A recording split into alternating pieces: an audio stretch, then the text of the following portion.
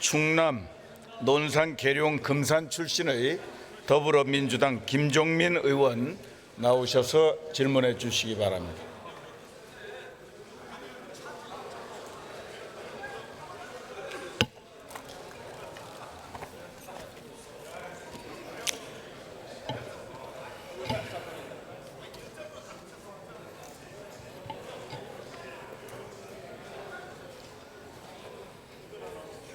네, 존경하는 이주영 국회 부의장님, 그리고 선배 동료 의원 여러분, 충남 논산 계룡 금산 출신 더불어민주당 김종민입니다.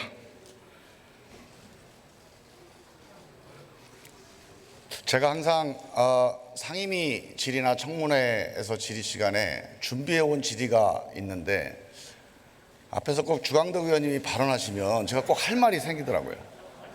그 말씀 먼저 드리고 가겠습니다. 좀 제발 법사위에도 제가 여러 번 당부드렸는데 조사를 좀 하시고 발언을 하셔야 됩니다. 서울대 인턴 증명서는 관행이, 제가 취재한 관행은 이렇습니다. 당사자들이 그 서류 양식을 받아요. 받아서 거기 인적사항, 자기가 활동했던 사항을 넣어서 다시 보내주면 그걸 가지고 도장을 찍어서 실무를 전해줍니다. 그 양식이 돌아다니는 건 아무런 문제가 없고 증거가 아닙니다. 제발 좀 조사 좀 하고 말씀하시기 바라고요. 제가 오늘 상당히 충격적인 현장을 보고 있는데, 제가 지난 50일 동안 조국 장관이 정말 심각한 문제가 있다, 검찰이 보기에 이 사람 장관하면 안 된다, 문제가 있다, 그럼 대통령께 좀 보고를 드려라. 자꾸 언론한테 얘기하지 말고, 대통령 결심할 수 있으니까. 50일 동안 아무 얘기가 없습니다. 근데 전 누가 했는지 모르지만 야당 의원한테 이렇게 직보를 하고 있습니다. 저는 이게 윤석열 검찰의 명예를 걸고, 만약에 검찰이 안 한 것이라면 그 안 한 것을 입증하기 위해서라도 반드시 내부 조사를 해야 됩니다. 수사 상황이 야당 의원에게 실시간으로 직보되는 이 검찰 수사에 대해서 대통령과 국회가 민주적 통제권을 저는 행사해야 되는 문제입니다. 하지만 저는 일단 윤석열 검찰이 이 문제에 대해서 심각하게 반드시 이런 수사 상황이 어떻게 이렇게 정치적으로 거래되고 있는지 정확한 범인을 색출해서 밝혀야 됩니다. 그렇지 않으면 대통령과 국회가 밝힐 것입니다. 그게 안 되면 국민들이 밝힐 것입니다.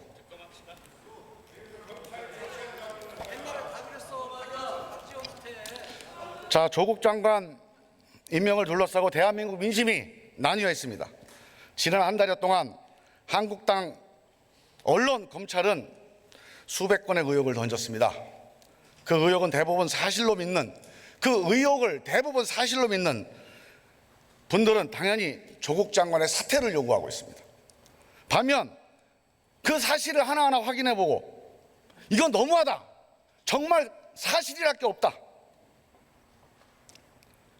아닌 게 너무 많다, 이렇게 확신한 분들은 조국 지키기, 검찰개혁, 언론개혁을 위해서 결집하고 있습니다. 저도 그런 사람 중에 한 명입니다. 제가 50일 동안 청문위원으로서 정말 거의 모든 사안에 대해서 조사해보고 전화해보고 확인해봤습니다. 제 양심으로는 100에 하나도 조국에 던져진 의혹이 사실이라고 확정될 게 없다. 여기서 다 말씀드리기 어렵습니다. 좀 조사 좀 하고 얘기하세요. 자, 지난 한 달 동안 수천 건의 공격과 의혹 보도가 이어졌습니다. 여기서 모든 걸 다 얘기할 수는 없지만 지금 검찰 수사가 진행되고 있습니다. 검찰이 결과를 내놓으면 그에 대한 법원과 국민의 평가가 있을 것입니다. 그러나 검찰 수사로 끝날 것 같지 않습니다. 저는 시간이 걸리더라도 우리 공동체의 갈라진 정서를 치유하기 위해서 그동안 정치권과 언론이 제기한 수천 건의 의혹 가운데 정말 뭐가 사실이고 뭐가 거짓인지 분명히 가리는 작업이 이어져야 된다 생각합니다. 이번 과정에서 정말 중요한 소득이 하나 있었습니다. 검찰이 정말 해도 너무한다. 검찰개혁 정말 필요하다. 이게 국회의원 입에서 나온 얘기가 아닙니다. 이게 경찰 입에서 나온 얘기가 아닙니다. 대한민국 국민들 마음속에서 지금 터져나오고 있습니다.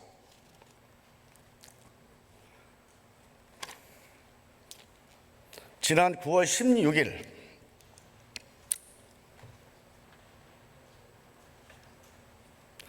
여러분, 대통령께서 유엔 총회에서 무슨 연설하셨는지 뉴스를 좀 보셨습니까? 잘 보셨어요? 제가 TV를 보는데요, 대통령 얼굴 잠깐 나오더니 조국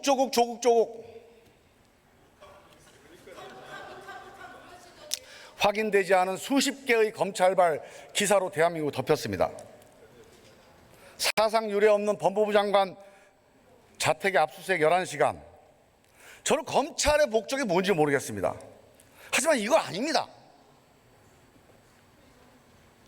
대통령의 인사 절차를 흔들고 한반도의 운명을 좌우하는 대통령의 안보 일정을 정면으로 덮어버리는 검찰권 행사. 이거 맞는 겁니까? 이거 대통령이 임명한 검찰총장 맞습니까?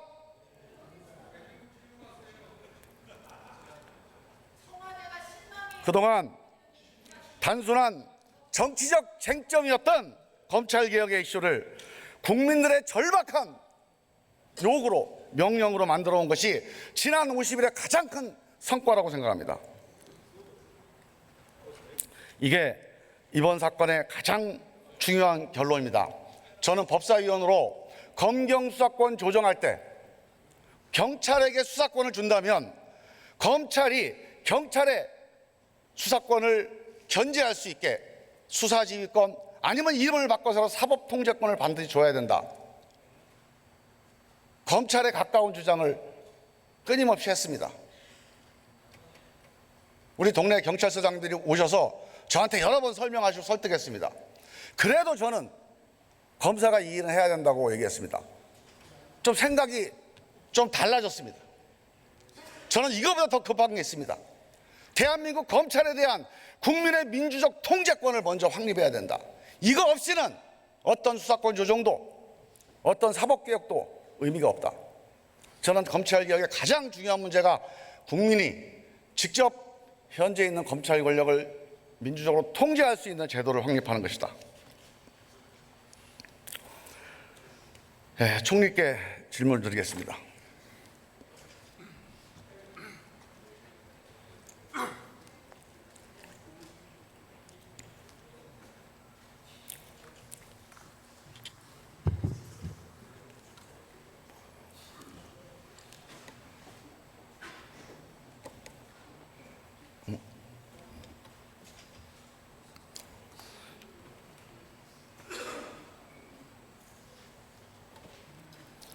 많은 국민들이 궁금해합니다. 검찰이 왜 그럴까?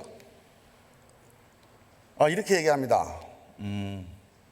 조국 장관이 오면 검찰개혁을 할 거기 때문에 검찰개혁을 무산시키기 위해서 하고 있다.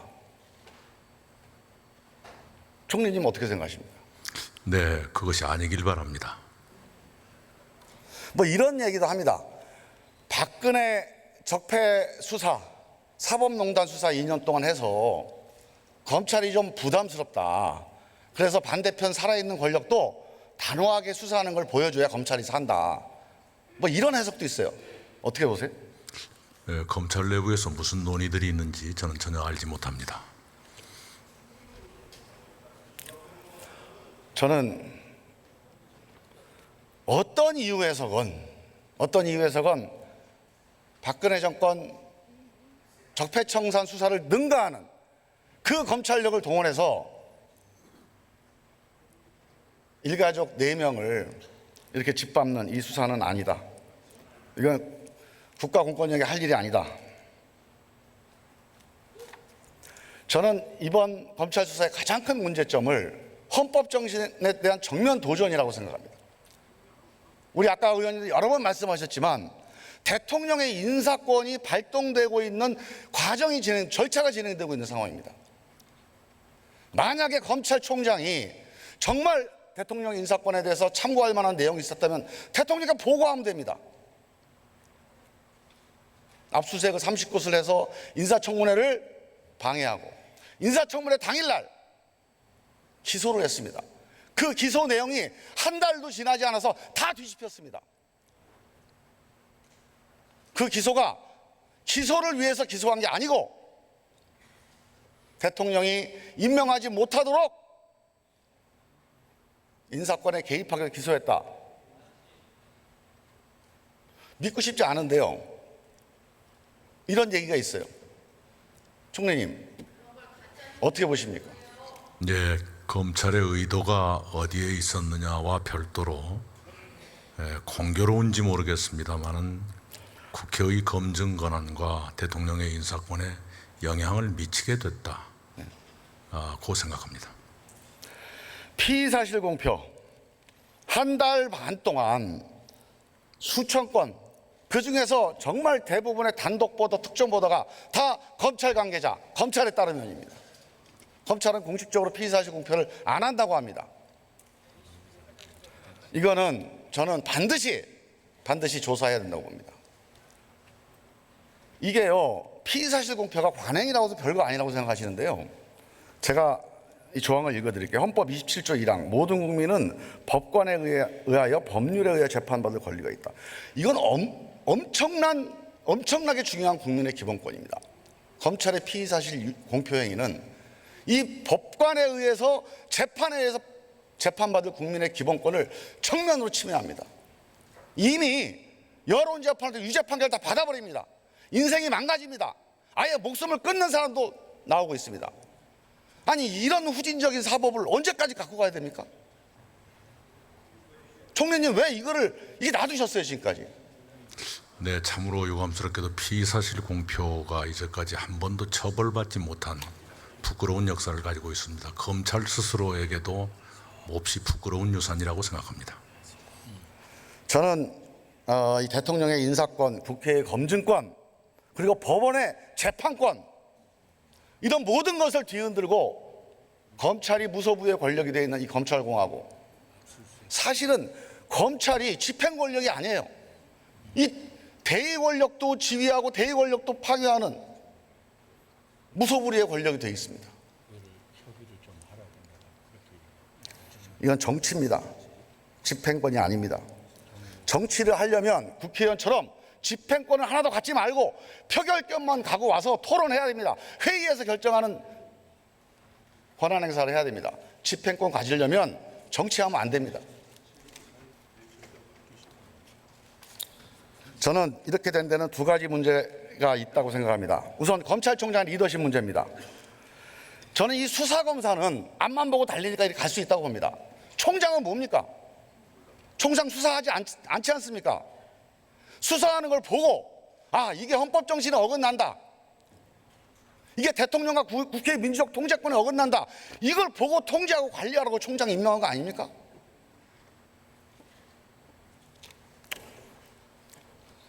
저는 보통 기관장들이, 전문가 출신 기관장들이 자기 조직을 대변합니다. 헌법 정신에 정면으로 위배되는 겁니다. 장관이 자기 부처 공무원들을 대변하는 장관 맞습니까, 그게? 국민을 대표해서 자기 조직이 국민의 뜻에 따르도록 지휘 감독하라고 국민이 파견한 게 장관, 정무직 공무원입니다. 검찰총장이 장관급입니다.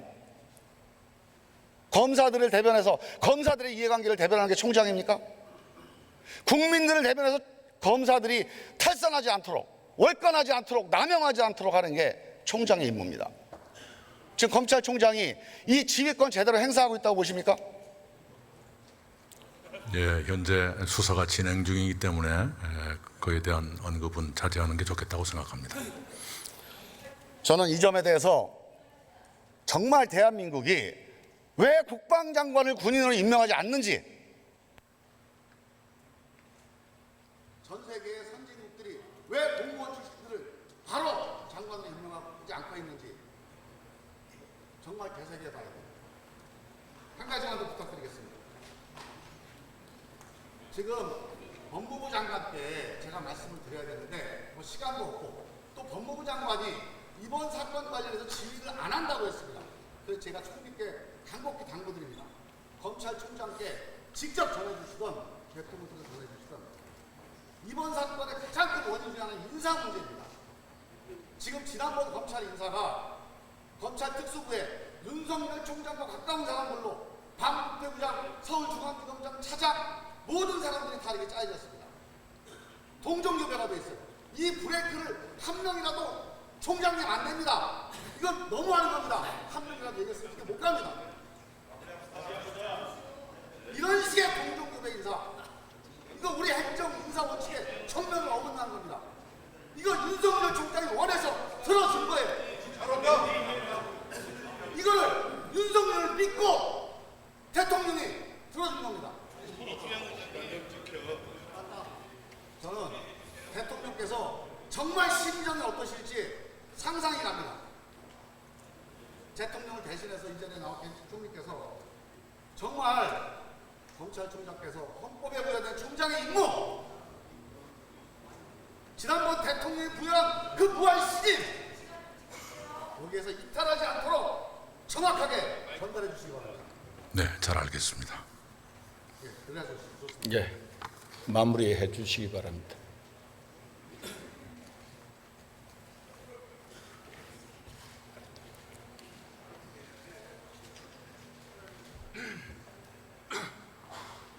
죄송합니다. 짧게 마무리 말씀드리고 내려가겠습니다.